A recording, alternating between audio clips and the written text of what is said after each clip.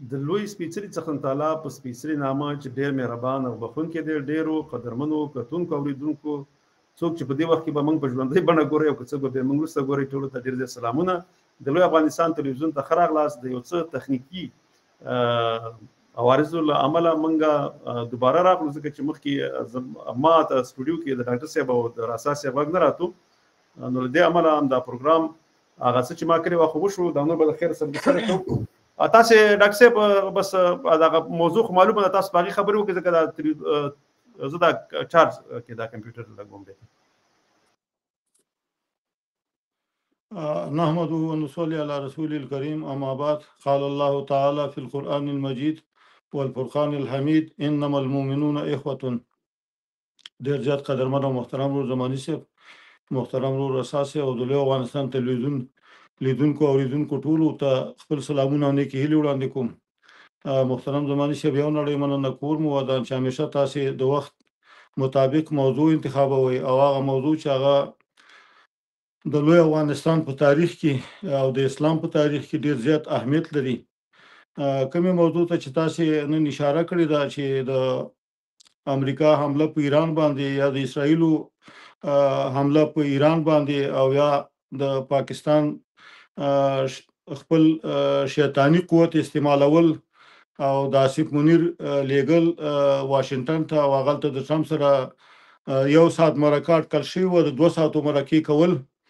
نو دا ټول یو مهم پیښې دي چې تاسو ورته نن همدغه ته پروګرام نیولې دی. یو نړۍ مننه کوم ودان د تاریخ په اوږدو کې د لوی افغانستان دښمنانو دا خپل ثابته کړی ده چې د لوی افغانستان مظلوم ملت ته یا قهرمان ملت ته د ژوند په ټولو برخو کې څومره مشکلات جوړ کړي. موږ او تاسو عیني شاهدان اوسو چې کله عراق صدام حسین ته امریکا وویل چې موږ تاسو ملګری او اتحاد جماهیر شوروي یا روسیه هم دا وی ملګری و، تاسو پیران باندې حمله وکړي او هغه ته یو خار دی د بصری په نوم باندې چې دا بصره د عراق پورې اړه لري او تاسو ته بصره بیرته خپل ونیسي او آزاد کړي. نو د عراق او د ایران ځکه چې صدام حسین سنی وو او په دغه کې د شیعاګانو ورونو حکومت او د خمینی په مشرۍ باندې د رهبرۍ باندې، نو هغه وخت کې دغه موجوده خامنه‌ای دا چې د ایران رئیس جمهور، نو کله چې ایران په عراق باندې حمله وکړه او د عراق او د ایران جنگ شروع شولو، نو په هغه جنگ کې اسرائیل ډیر سخت ملاتړ د ایران د اخوندي حکومت څخه وکړو د امریکا په همکارۍ سره. او نو هماغه چې صدام حسین شوروي نو هم پر خود لاغوي وسره هم همکاري ونه کړه او امریکای برعکس همکاري وسره کړې و د ایران سره په پټه باندې نظامی کومک او استخباراتي کومک د ټول د ایران سره وکړل تر هغه پورې چې بل اخره چې عراق ضعیفه کی او د عراق هغه ټول کوم نظامی قوت چې د ضعیفه کی او بیا وروسته داغه نه صلح وشوله. نو په هغه وخت کې د اسرائیل مستقیما د ایران د خوندي حکومت نه د عراق د سنی حکومت په مقابل کې ورسره کومک ورسره وکړ ترڅو چې صدام حسین ضعیفه کی. نو بیا هماغه و چې کله صدام حسین ضعیف شول داغه نه وروسته بیا په امریکا مستقیما حمله وکړه چې دلته کیمیاوي سلاح ده، مګر کله چې صدام حسین په شهادت باندې رسیږي او داغي حکومت قوي حکومت یړنګيږي، ځکه چې په اسلامي نړۍ کې یوازې د عراق یو نظامی قوت چې هغه په ټول اسلامي دولتونو کې هغه یو برلاس یو، نو بیا داغي نو وروسته چې کله صدام حکومت نړیږي نو هغه دغه نور دولتونو ورته وي ته هیڅ کم اهمیت نه درلود. همدغه سی بیا وروسته داغي نه په لیبیا باندې حمله وکړه، خو یو شی نه یو شی به باندې کول اسلامي ملکونو ته ترڅو چې دغه اسلامي نظامی قوتونه ضعیف شي او ترڅو امریکا خپل شوم اهداف ته ورسیږي. ځکه ما د همیشه ویلي دي چې د غرب داوا دیموکراسي د تش په خله باندې، د غرب داوا دیموکراسي د تش په خله باندې دا هم زمونږه بیوسیده په هر څه باندې، دا کور په کور خانه جنگي د زمونږ څه باندې ورګ دی ډالر شي چې ضعیف کړو ایمان باندې. نن ولې جنگ دی په مسلمان باندې. نو دا چې هر څه کړي دي ایران په خپل لزان سره کړي، زه په ایران باندې خوشاله نیم چې ایران باندې اسرائیل حمله وکړه. دا موږ په سختو نه په سختو الفاظو سره غندو، خو څرنګه چې ایران هم زمونږ په تاریخي دښمن پاتې شوی دی او اسرائیل هم، نو موږ ته د دې جنگ کې هر یو کپړ کېږي نو دا به زمونږ په نفع باندې. زه په دې باندې ځکه موږ ټول اسناد لرو. او پاتې شوله د پاکستان کوم همکاري چې د امریکای سره کړې و، آصف منیر لاړلو، ما مخکې اشاره وکړه چې هغې 1 ساعت ملاقات د ټرمپ سره او بیا هغه ملاقات 2 ساعتو ته وغځېدلو. نو پاکستان د ډالرو په مقابل کې هغه هر شي خرڅولو ته پاکستان آماده دی. دغه د پاکستان جوړېدل هدف یې همدا دی چې پاکستان هر معاملې ته آماده دی. که تاسې موږ تاسې فکر کړئ تقریبا 16 لسیزې وړاندې ملکانسي هغه خپل د سی آی ای ادارې و، کله چې د هغې پلار هم په سی آی ای اداره کې کار کولو، کله چې د هغې پلار سی آی ای مړ کړ نو بیا دا لاړلو په خپله په واشنګټن کې د سی آی ای څو کسان د منځه ویوړو او بیرته د امریکا نه راوتښتېدلو پاکستان ته، او په کوټه کې یو هوټل کې او ملکانسي د $100,000 په مقابل کې بیرته امریکا ته وسپارلو. نو بیا د امریکا هغه غټ قاضي القضات هغه امریکا ته وویل چې تاسې دې ته $100,000 ولې ورته ورکړل؟ بخښنه غواړم $100,000 ما 100,000 مخکې ویلې پاکستان ته چې $100,000 ورته ورکړي، 100,000,000 خو ځخته ډېر دي، $100,000 چې ورکړي خپله مور هم تاسې ته سپاري. نو تاسې ولې ځکه چې هغوی ته لکه یې ملکانسي غوندې نفر ورکول په لاس امریکې ته، دا یو د یو غټ ظلم برخه ده. دا یو غټه بیمانتوب دی چې یې ملکانسي غوندې څومره یو تکړه انسان چې ته په امریکا کې د خپل پلار انتقام واخله او بیرته پاکستان ته راځه او پاکستان دې بیرته بیا تا لاس نیولې هغوی ته سپاري. نو پاکستان د تاریخ په اوږدو کې د اسلام سره، د مسلمان سره، د همسایه سره هغه خیانتونه کړي دي چې هغه باندې د تاریخ ور باندې شاهد دی. په هغې باندې مسلمان هم شرمېږي او افغانان خو څه کې دغه زمونږ تاریخي دښمن چې دی هغه د پاکستان ISI فوج او د پاکستان مرکزی ریاست او پنجاب دی. د پاکستان ملت ته موږ ډېر احترام لرو، هغه زمونږ ورونه دي، موږ د یو کلچر، د یو فکر، د یو کلمي ورونه استو. موږ او تاسې وکتل چې دا تېره شپه باندې چې کله په امریکا حمله وکړله د ایران په اتومي ذخیرو باندې، هغه پرواز د کراچۍ نه شوی، امریکای هغه پرواز د کراچۍ نه کړی او د کراچۍ نه د ایران دغه ټول د منځه ویوړل. دا یو مسله. او دویمه مسله ځینې خلک په دې کې تشویش لري چې ډېر امکان شته چې دغه جنګ اوږد شي. زما په آن باندې لکه امریکای چې کله حمله وکړله په ایران باندې او ایران حکومت اعلان وکړلو چې زمونږ هغه کوم دغه چې و اتومي کوم دغه چې و هغه موږ وخت د هغې ځای نه انتقال کړي. تاسو اوس خپله فکر وکړئ چې د هغې ځای نه دوی انتقال کوي. زما په خپل فکر باندې دغه عمله چې وه د امریکای او ایران په شریکه باندې دغه کړې وه، جوړه کړې وه، ځکه چې هغه امریکا اسرائیلو ته وښودل چې دغه دی ستا وسه نه رسېږي، یهودانو تاسې بغیر زما د کومک نه هېڅ هم نشي کولی، همیشه باید تاسې د امریکا غلامان اوسېږئ، ځکه چې دغه دی په ایران ستاسې وسه ونه رسېدل او ما دغه دی تاسې سره کومک وکړو. او ایران ته یې مخکې نه ویلي چې تاسې خپل هغه دغه بې ځایه کوئ چې زه هغه ځای ولم چې تاسې ته کوم تکلیف ونه رسېږي. نو دغسې لکه ایران چې اوس وایي چې موږ به په د امریکي اهداف به په دغه کې ولو، په کوم ځای کې چې د امریکي قوتونه دي یا کوم ځای کې چې د امریکي قرارګاهګانې دي، داسې یاد وساتئ چې دې کې به یو نفر هم نه زخمی کیږي. ایران به یو فلمي حمله به ور باندې وکړي او هغلته به یو څه دغه مالی تاوان به ورسي، خو ځاني تاوان به هېڅ ونه لري، ځکه دا یو پلان شوی جنګ دی چې دوی کوي او د صرف د مسلمانانو د ټکولو په خاطر باندې، نور د دوی بل هدف نه دی. نو په همدې خاطر باندې همیشه که چیرته ایران صحیح اسلامي حکومت وي نو دوی به په 2001 کال کې د ناتو او د امریکا یرغل به په افغانستان باندې نه تاییدولو او د هغې نه به ملاتړ خپل نه کولو. مګر نن الحمدلله د اسلامي امارت خارجه وزیر د امریکا حمله هم په ایران باندې وغندله او د اسرائیلو حمله هم په ایران باندې وغندله او دا یو تجاوز یې وبللو. ولې چې افغانانو د تاریخ په اوږدو کې دښمن د شا د خوا نه دی والی. همدغسې د پاکستان چې کله د بنګلادیش جدا کېدلو او پاکستان ډېر ورخطا و، مګر ظاهر شاه هېڅ کوم حرکت ونه کړ چې پاکستان د شا د خوا نه ووایي. ولې دا د افغانانو په تاریخ ثابته کړې ده چې افغانان هیڅ وخت د شاته خانه څوک نه وي او د شاته خانه په خپل دښمن باندې گزار نه کوي، مګر دا دوی دي چې د لوی افغانستان کې د یو هر مداخلې د پاره زمينه مساعده کړې ده او د یو قسم تجاوز څخه دغه نه دی کړی، سپماوی نه دی کړی، په هر قسم په افغانستان کې خپل تجاوز ته دوام ورکړی دی، د افغانانو په ورکولو یې که د افغانانو په وژلو که د افغانانو په بندي کولو که د افغانانو په بېعزتولو. نو دا ولې دا زموږ تاریخي دښمنان دي او د تاریخي دښمنان هیڅ وخت کې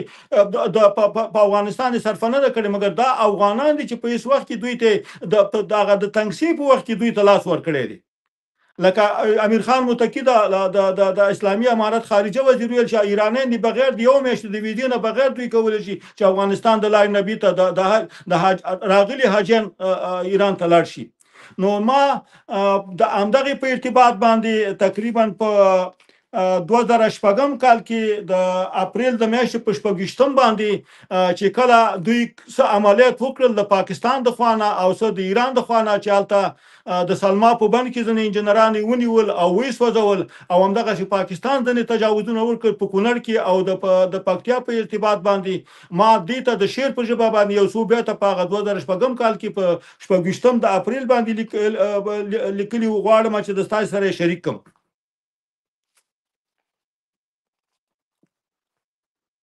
روس امریکا زمونږ نس غواړي،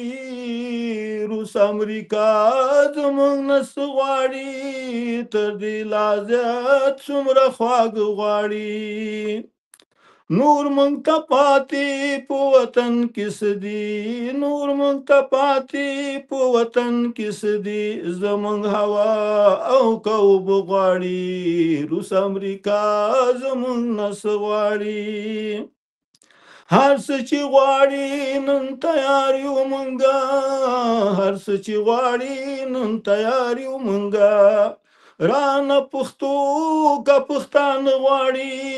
روس امریکا زمونږ نس غواړي. مونږ ته نور هیڅ په دنیا پاتې نه دي، مونږ ته نور هیڅ په دنیا پاتې نه دي، ور به ځوانان کړو که زاړه غواړي، روس امریکا زمونږ نس غواړي. خپلو وعدو ته وفادار یو مونږه، خپلو وعدو ته وفادار یو مونږه، رانه بینا او کړاند غواړي، روس امریکا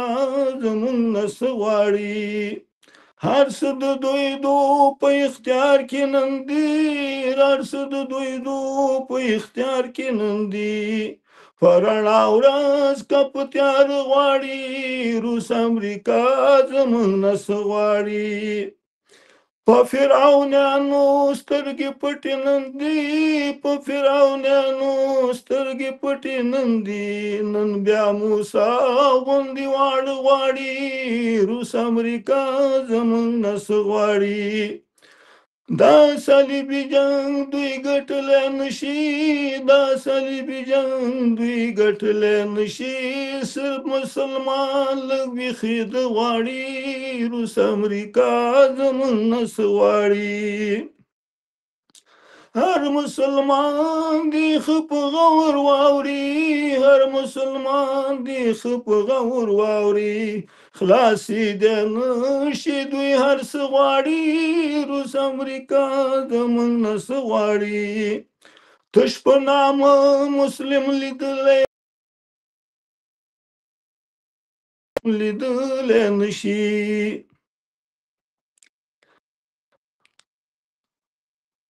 تش په نامه مسلم لیدلی نشي، د مسلمانو مړه کېده غواړي، روس امریکا زمونږ نس غواړي. نن د نړۍ اجاره دار ځان بولي، نن د نړۍ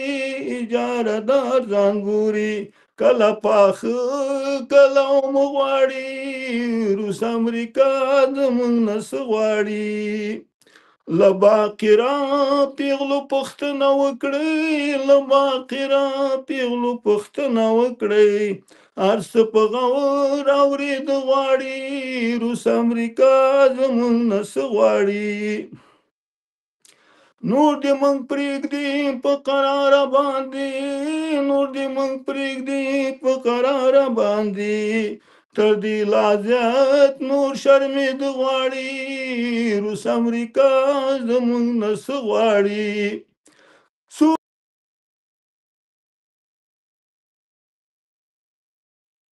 ما په خیر سره کار ډاکټر صاحب ته زنګ راغی، یو د پرې ووتو وتلی داسې نه دی خو غږ یې بند شو. نو راسا صاحب ځکه بیا پروګرام خراب نه شي، تاسو خپل خبرو ته دوام ورکړئ. ډاکټر صاحب نشته ځکه د مینس کې وخت راځي، موږ په ژوندۍ باندې پروګرام کوو ځکه به ابو غریب کې لا زیات څه غواړي، روس امریکا زمونږ نه څه غواړي. سبا کسی د ګوانتانامو کړما، سبا کسی د ګوانتانامو کړما، ښکلي باګرام کې دمې د غواړي، روس امریکا زمونږ نه څه غواړي. نن چې هلمند او کندهار ته دوی ځي، نن چې هلمند او کندهار ته دوی ځي، په ګذرګاه کې اوسېد غواړي، روس امریکا زمونږ نه څه غواړي. قلم می جاړي نور لیکلی نشي، قلم می جاړي نور لیکلی نشي، په انټرنیټ کې لږ لید غواړي، روس امریکا زمونږ نه څه غواړي. رحیمی پاسل غیرت دې پکار، رحیمی پاسل غیرت دې پکار، د دښمن تخم ورکېد غواړي، روس امریکا زمونږ نه څه غواړي. تر دې لا زیات څومره خواږه غواړي. زه په دې باندې ډېر افسوس کوم د ټرمپ د دومره ظلمونو سره چې په غزه کې په زرهاو کسان په دې 2 کلو کې شهیدان کړل، او همدغسې د نړۍ په ګوټ ګوټ کې مسلمانان وځورول، او د پاکستان مرکزی شرمیدلې ریاست، پنجابي ریاست، د ISI شرمیدلې اداره، هغه ته د صلح د نوبل جایزه ټرمپ ورته ټاکي. دا په کوم کتاب کې راغلي دي؟ زه په دې باندې ډیر افسوس کوم. نو که پاکستان ته مونږ وایو چې اوس هم سری وخت دی، نور د بلوچانو او د پښتنو د زورولو او د وژلو او د ورکولو څخه لاس واخله، او تر څو پورې چې د خپل ځان په ساتلو په خاطر باندې که ته هر څومره نور هم د مظلوم افغانان وزره، نور ستا وخت پای ته رسیدلی دی. او زه بیا هم د لوی افغانستان د تلویزیون په ټولو لیدونکو او اوریدونکو نه هیله کوم که نور څه نشي کولی، دا د لوی افغانستان غږ دی د نړۍ ګوټ ګوټ ته ورسوي. دا خو کولی شي. که داسې خبرې نشي کولی او ویرېږئ چې ولا پاکستان به موږ ته ضرر ورسوي، ISI به ضرر ورسوي، فوجي اداره به موږ ته، دا خو کولی شي چې د لوی افغانستان غږ خلکو ته ورسوي. نو بیا هم محترم زماني صاحب، دا و زما نظر چې د ایران او د پاکستان او د اسرائیل او د امریکا د حملو په ارتباط باندې تاسو سره شریک کړم. نړۍ باندې ډاکټر صاحب ډېرې ښکلې خبرې مو کړې سره د ښکلې شعر.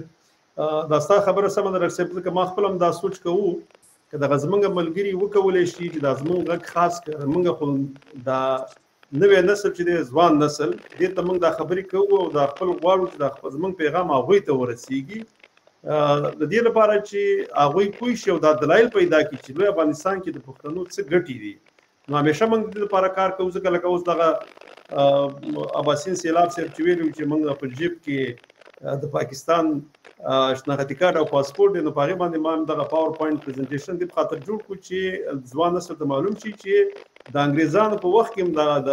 برټش انډین پاسپورت به پښتنو، بلوڅانو او دغه سیمه چې په چا باندې د انګریزانو حاکمیت او واکداري و، هغې ته به دغه پاسپورت ورکوو، دغه پیژندپاڼه به یې ورته ورکوو، یا شناختی کارت به یې ورکوو. په 2020 کال نه شروع شوی تر څو پورې چې به هند او پاکستان خپلواکي ورکړه، خو پاکستان به دشتر شو چې د پنجاب به واکدار خاموش شو، دغه نور قومونه لکه څنګه چې د تیر د انګریزانو په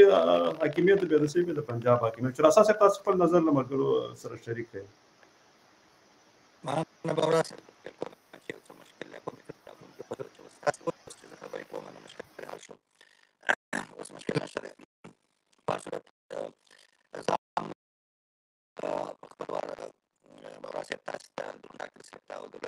افغانستان د کتونکو سره مو احترامات وړاندې کوم ډېره مننه تاسو په څېر باندې دغه ورځ یو هغه د وخت او د اوضاع مطابق موضوع ټاکلې ده او همیشه د هر څه پورې افغانستان پورې تاسې غږ دې صحیح نه راځي لږ دا غږ تیز کا اواز یې لږ جګ کړه داسې چې لږ تیز راشي شته دی خو لږ ورو دی ډېر او شنګار یې کوي که نه داسې یو قسم شرار یې ورسره دی غږ دې صحیح نه دی که نه لکه مشکلات دي اوس غږ اوس شغار یې کم شو اوس خبرې وکړه کېدای شي صحیح شي اوس بیا غږ نه راځي خبرې شروع کړي بیا شغاره شروع کړي بیا چې خبرې کوم مشکل نشته دا مشکل دی او دغه څه دی مایک دې بیا بند کړه نو زه به ملګرو سره یو څه خبرې وکړم بیا به دغه وکړو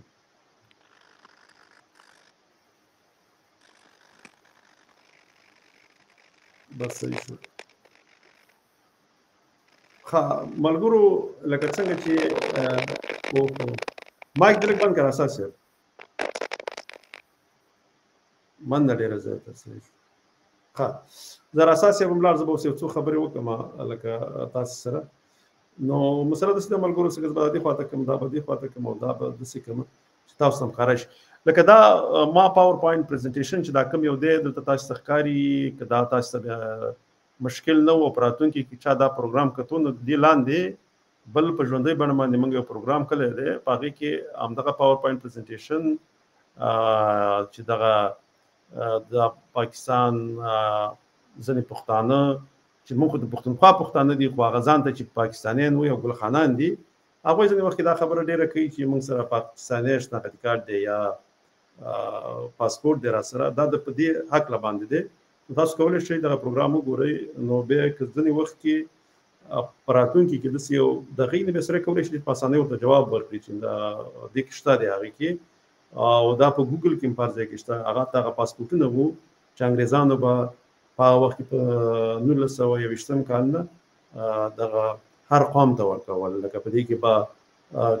پښتانه مو سیندیان او بنګالیان او دا د هند نور ډېر قومونه مرهټي او دا ټول چې وو دغه ته بیا ورکول لکه د انګریزانو په حکمراني و نو دغه پاسپورټ به ورته ورکوه هغې کې به ورته لیکلي وو برټش انډین یا برټش انډین سبجیکټ لکه داسې ډېر د تحقیر غوندې نوم به ورته یادوو نو بیا خو انګریزان لاړ او د هغې نه وروسته دغه پنجاب دا کار شروع کړو بیا به دوی ته د پاکستاني پاسپورټونه ورکول لکه څنګه چې مخکې د انګریزانو په وخت کې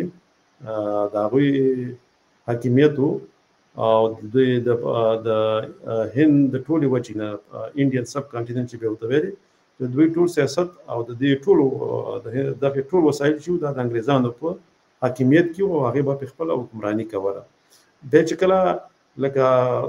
دوی ته یو څه نسبي ازادي ورکوله انګریزانو نو هند لږ ډېر آزاد شو پاکستان چې دی انګریزانو ورته خپل یو بل نایب لکه پنجاب هغې په دې نورو قومونو باندې حاکم کو او هغې باندې خپله بېرته انګریز حکمران و پنجابیان دې ته خوشحاله وم چې زه خیر که زه چې د انګریزانو یا د امریکایانو به وروسته غلامي کوم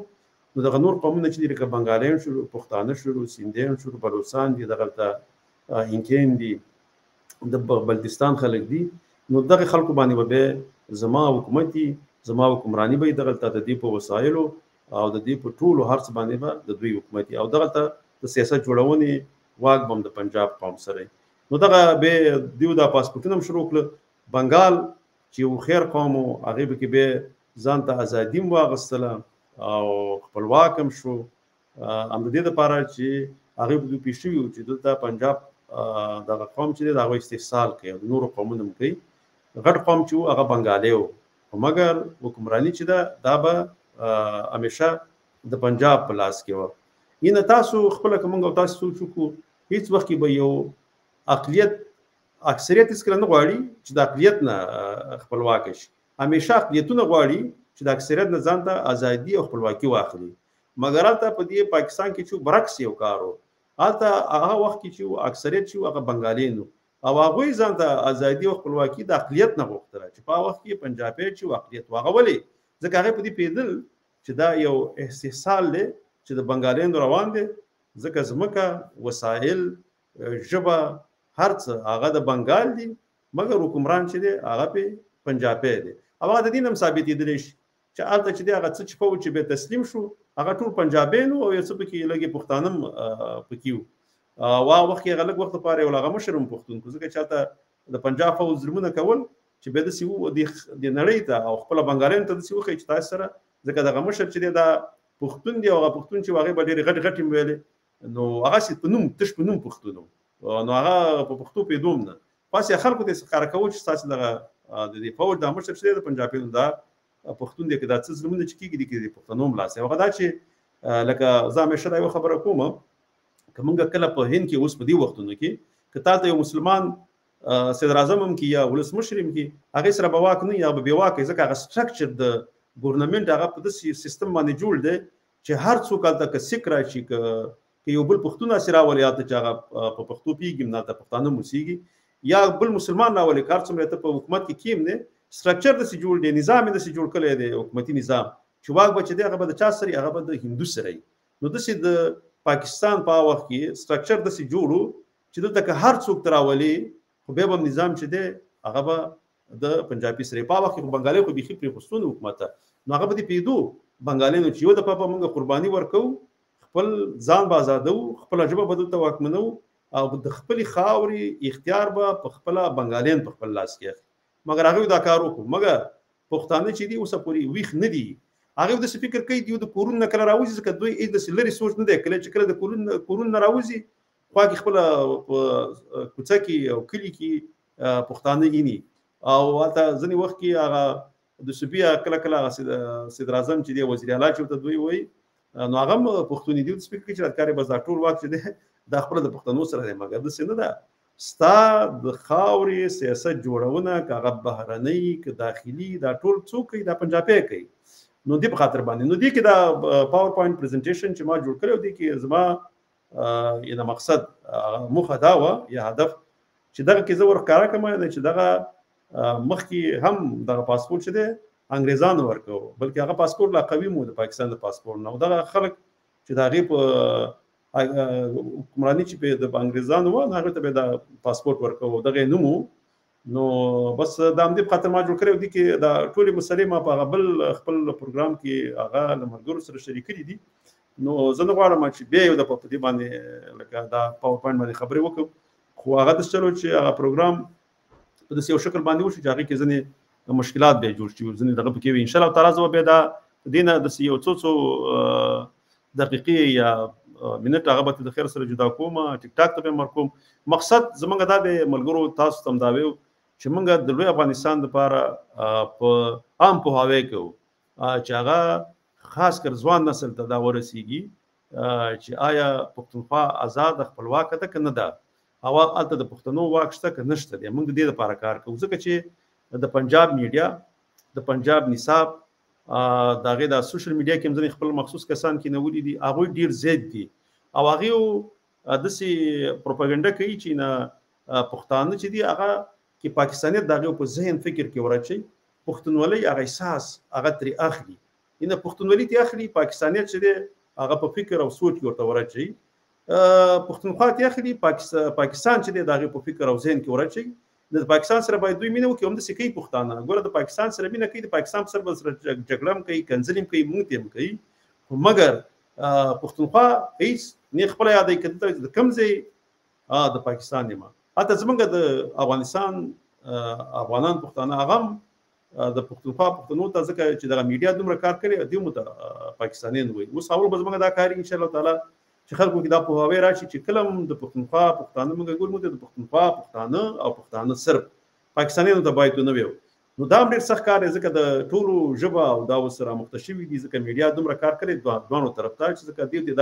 دغه ورکړی دی او بل دغه نقشه چې دا باید موږ د لوی افغانستان نقشه په دې ډېر کار وکړو دا لکه یو بل ته کله لیږو یا دا ډېره ښکاره کوو چې څنګه د صحیح ده موږ داسې ویو چې موږ لکه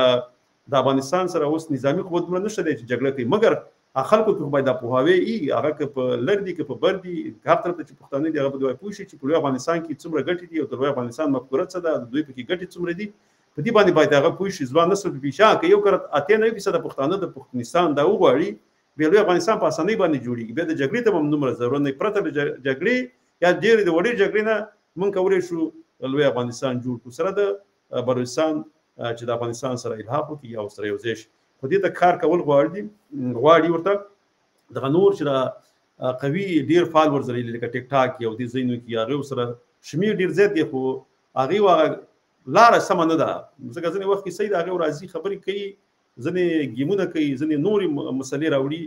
لکه داسې صحیح دغه نه کوي که نه چې دغه ذهن او فکر باندې د پښتونخوا په پښتنو کار وکړي. د افغانستان سره هم باید دا کار وشي چې په څه طریقه باندې موږ کولی شو لوی افغانستان جوړ کړو او د پښتنو او افغانانو په ذهن کې دا ور واچو. نو دې ته انشاءالله تعالی کار کول پکار دي که څه موږ ګوري کله کله تاسو کولی شئ دغه زموږ د یوټیوب پاڼه او د فیسبوک پاڼه دا در سره خوښه کړئ او ملګرو سره شریک کړئ ځکه دې کې صرف او صرف د لوی افغانستان مسله ده. موږ کفاره موضوع خبره کوو خو بیا به هغه د لوی افغانستان د ګټو سره هغه همیشه به شریکوو او په هغې باندې به خبره کوو. کله کله داسې سوالونه راځي لکه په ټیک ټاک یا د نور سوشل میډیا کې چې هغه پښتانه اته ځینې پښتانه داسې ګلخانان دي چې احمدشاه بابا دوی ته کنځل کوي که نه لکه دا داسې پکې شته ځکه د قید اعظم په مقابل کې دغه کوي. نو په دغه باندې موږ به کار کوو انشاءالله تعالی په راتلونکي کې چې دا څوک ورته وایي دوی په سر باندې دوی پیسې اخلي هغه خرڅېږي هغه ضمیر خرڅه خلک دی او هغه ډېر دي. نو هغې دپاره هم کار کول پکار دي. دغه نور پښتانه چې کله هم په سوشل میډیا ته وخت ورکوي هغه باید داسې مثبت طرف باندې هغه کار وکړي مثبت کار ترې واخلي. یو څه داسې مهمه ده چې سړی یوازې صرف خپل ځینې کسان راځي ځان په یو رقم باندې مشهوري هغه ډېر یو عجیبه کارونه کوي ځینې ځوانان. نو که چېرته په دوی کې فعال ځوانان پیدا شي او هغه ښه فکر او ښه ذهن ولري د خپل وطن د خپل ملت سره مینه ولري نو انشاءالله تعالی هغه به پکې ښه طرف ته ځي. خاص کر د خپلې ژبې سره مینه لرل دا ډېر مهم دي ځکه زموږ په افغانستان کې هم ځینې پخواني وزیران چې به وځو کله کله د هغوی دا پروګرامونه چې کله ګورو چې یو چا به ژورنالست به سوال وکړو په پښتو باندې وایي زه به وایي دلته دا نور قومونه هم دي وایي زه به جواب په دري ژبه درکړم. داسې نه کول چې په خپله ژبه یې ورکړی وی که تا په خپله ژبه ورکړی وی خلک مجبوره کېدل چې بیا ورو ورو پښتو زده کړي. نو ته چې همیشه په نورو ژبو باندې خبرې کې او خپلې ژبې ته اهمیت نه ورکړې نو نور خلک به ستا ژبې ته څه اهمیت درکړي. نو دا ډېرې خبرې دي ځکه دا د یوې ورځې کار نه دی. انشاءالله تعالی په دې باندې به موږ ډېر کار کوو. او بل دا کار بد دی چې موږ کله هم د پښتو د پرمختیا ودې په اړه خبرې کوو یا خپل نظرونه شریکوو نو دې ته عیناً د پښتنو نه دې نه معلومېږي چې خپلې ژبې سره اره مینه نه لري. ښه په دې پوهېږي چې زموږ ژبه د پښتنو په خاوره باندې واکمنه ژبه نه ده. یوه ژبه هغه وخت کې واکمنه وي چې دا د اقتصاد او د ضرورت ژبه یو ضرورت ژبه هغه وخت کې چې دې کې اقتصاد وي چې کله پکې اقتصاد شو بیا هغه خپله ضرورت خلک احساسوي چې دغه ژبه باندې زده کړې وکړي او دغه ژبه زده هم کړي. خو هغه موږ دې باره کې ډېرې خبرې کړي دي اوس دا زه بیا تکرار نه کوم بله ورځ بیا کوم ځکه زموږ کتونکي کم دي. دا ځینې خبرې داسې دي چې هغه بیا تکرار غواړي ځکه ځینې وخت کې کم خلک یې ګوري کله کونه خلک یې وګوري بیا هم کم ځکه زموږ د پښتنو شمېر تقریبا 8 میلیونه دی. نو دا ځینې به پکې تکرار هم راځي تاسې به تنګېږئ نه. هغه څوک چې موږ ګوري د هغې څخه یوه نړۍ مننه ځکه دا خپله موږ ته انرژي راکوي. نو چې کله که بیا نفر زیات بیا خبرې هم ښې کېږي نور هم بیا نور معلومات هم سړی زړی غواړي چې ډېر معلومات ورکړي او نور ښه موضوعګانې همدغه د لوی افغانستان او د ژبې په هکله باندې راوړي. انشاءالله تعالی موږ پرې کار کوو خپله وسه به کوو او ستاسو څخه نړۍ مننه. ژوندي او ارامه او خوشحاله اوسئ. تر بل پروګرامه پورې په لوی الله سپارم. د الله په امان.